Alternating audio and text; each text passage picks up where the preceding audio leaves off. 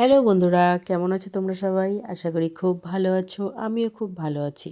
আমার চ্যানেলে সবাইকে স্বাগতম জানাই।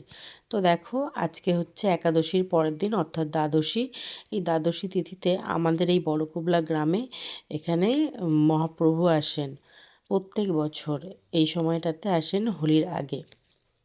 অনেক অনেক রাজ্য থেকে অনেক অনেক ভক্তরা এখানে আসে এই মহাপ্রভুর সাথে নগর পরিক্রমা করতে এই নবদ্বীপ ধামে।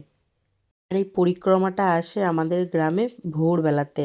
ভোরবেলা থেকেই এখানে সব ভক্তরা কীর্তন করে।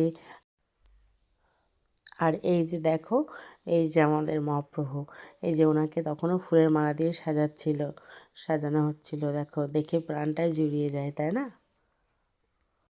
এই কীর্তন শেষে এখানে সব ভক্তদেরকে দেওয়া হয় চিঁড়ে প্রসাদ। তো দেখো, তখনও সবাই চিঁড়ে প্রসাদ গ্রহণ করছিল। আর এবছর অনেক ভক্তের সমাগম হয়েছে এখানে। প্রত্যেক বছর এই হোলির দিনটার জন্যই অপেক্ষা করি যে কবে আমাদের গ্রামে এই মহাপ্রভু আসবেন আর আমরা ওনাকে দর্শন করতে পারবো।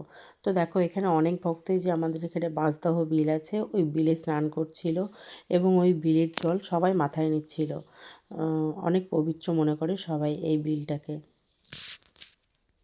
তো মহাপ্রভু তো ছিলেন আমাদের পাড়াতে, আমাদের গ্রামে মোটামুটি 2-3 ঘন্টা। এবার ওনাকে নিয়ে চলে যাওয়া হচ্ছে। দেখো, ওই যাচ্ছে আমার মহাপ্রভু।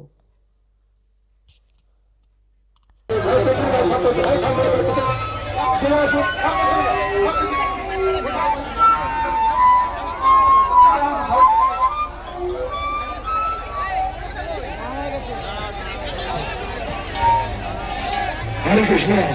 মায়েরা খুব অনুরোধ করছে, আপনারা পিছনে আসুন। মায়েদের বারবার অনুরোধ করছি, আপনারা ঠেলাঠেলি করবেন না।